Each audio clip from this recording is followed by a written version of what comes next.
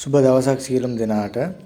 අද අපි ඇවිල්ලා ඉන්නේ මේ ටනල් එකක් ඇතුලේ කරපු ඉරිගේෂන් එක රිපෙයාර් එකකට. ඉතින් අද අපිට මෙතනදී කරන්න තියෙන්නේ වෝටර් ටැංක් එකක්, ඒ වගේම ෆර්ටිලයිසර් ටැංක් එකක්, ඒ වගේම වෝටර් පම්ප් එකක් ඉන්ස්ටෝල් කරන ටික තමයි කරන්න තියෙන්නේ. ඉතින් මෙතන මේ ඔයාලට පේන්නේ කලින් කරපු ඉරිගේෂන් එකක්. ඒ කියන්නේ ඒක වෙන ආයතනයකින් සිදු කරපු එකක්. මෙතනදී මේ ට්‍රිප් බ්ලොක් වීමක් වෙලා තියෙනවා. මොකද මේ තනි කනෙක්ටරෙන් තමයි මේ පොට්ස් හතරටම මේ ඩ්‍රිප් එක සම්බන්ධ කරලා තියෙන්නේ. ඉතින් මෙතනදී මේ කනෙක්ටරේ බ්ලොක් වුණොත් මේ පොට්ස් හතරටම වතුර වැටෙන එක නැති වෙනවා.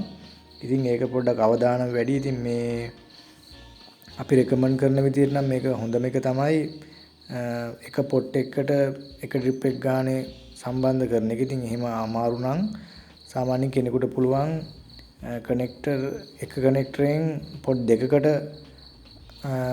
වතුර වැටෙන විදිහට සම්බන්ධ කරගන්නත් පුළුවන්. ඉතින් දැන් අපි මේ ඉන්සුලේෂන් එක කරගමු.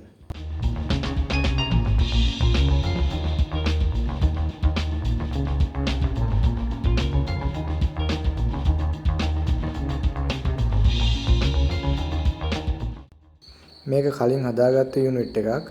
අපි මේ යුනිට් එකටම තමයි අපේ වෝටර් පම්ප් එක සම්බන්ධ කරගන්නේ.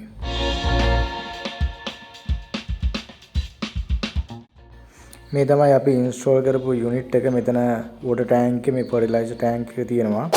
ඒ වගේම තමයි මෙතන ඇතුලේ පම්ප් එක තියෙනවා. එතන අපි ප්‍රෙෂර් පම්ප් එකක් හයි කරලා තියෙනවා ඒ පම්ප් එකටම. ඉතින් අපි මෙතනදී මේක සකස් කරලා තියෙන්නේ මේ ෆර්ටිලයිසර් මේ ටැංක් එකට දාපුවාම මේ නිල් පාට ටැංකියට ෆර්ටිලයිසර් දාපුවාම මේක අපිට අතින් කලවම් කරන්න දෙයක් නැහැ.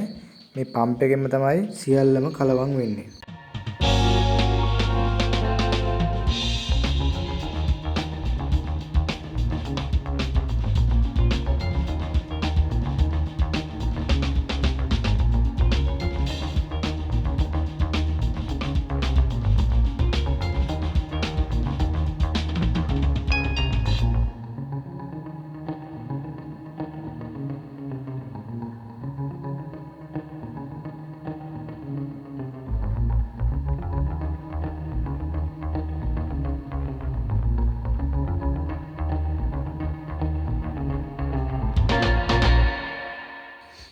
මෙතනදී අපි මේ නිල් පාට ටැංකිය තුන් කාලේ බටයක් දාගන්න පුළුවන් විදිහට අපි හෝල්ස් එකකින් විදලා බටේ දාලා හොඳට සිලිකන් වලින් වතුර ලීක් වෙන්නේ නැති වෙන්නේ. ඒ වගේම මේ ෆර්ටිලයිසර් ලීක් වෙන්නේ නැති වෙන්න හොඳට ආවරණය කරලා තියෙනවා. ඒ වගේම තමයි මෙතන අපි මේ වෑල් වලින් සම්බන්ධ කරලා තියෙන මේ ටැංකිය හොදගන්න, ඒ වගේම ඒ ටැංකියට වතුර පිරෙන්න ඒ සියල්ලම කරගන්න අපි මේකට වෑල් යොදලා සම්බන්ධ කරගෙන තියෙනවා. ඉතින් ඔයාලට පේන්නේ අපි සම්බන්ධ කරලා තියෙන යුනිට් එක.